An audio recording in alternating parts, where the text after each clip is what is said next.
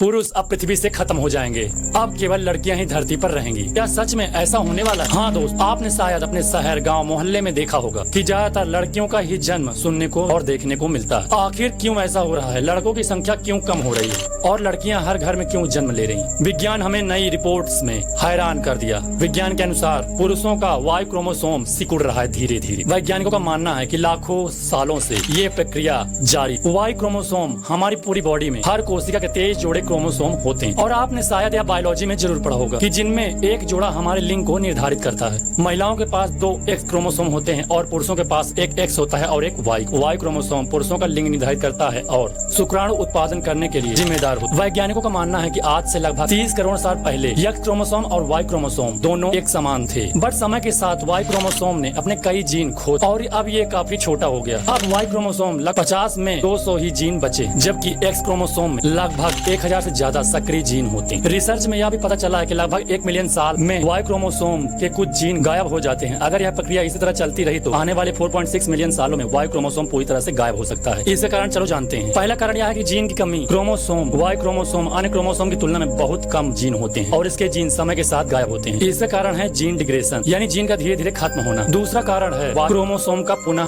संयोजन न कर पाना। वाई क्रोमोसोम एक्स क्रोमोसोम की तरह खुद को अपडेट या रिपेयर नहीं कर पाता है और यह अपने आप में अनोखा है। अन्य क्रोमोसोम की तरह यह आपस में संयोजन नहीं कर पाता, इसलिए इसके जीन समय के साथ कमजोर होते हैं और आखिरकार खत्म हो सकते हैं। तीसरा कारण है प्राकृतिक चयन। कुछ वैज्ञानिकों का मानना है प्रकृति खुद वाई क्रोमोसोम को खत्म करने की दिशा में काम कर रही है। इसका कारण है कि वाई क्रोमोसोम में कुछ जीन जो पुरुषों के लिए इम्पोर्टेंट हैं, वो समय के साथ अन्य क्रोमोसोम पर चले गए हैं। क्या इसका मतलब है कि पृथ्वी पर से पुरुषों का अस्तित्व तो खत्म होगा और अब पुरुष जन्म ही नहीं लेंगे? क्या प्रकृति नहीं चाहती कि अब दुनिया और आगे बढ़े? वैज्ञानिक लगातार इस पर रिसर्च कर रहे हैं। अब आप क्या राय है कमेंट बॉक्स में।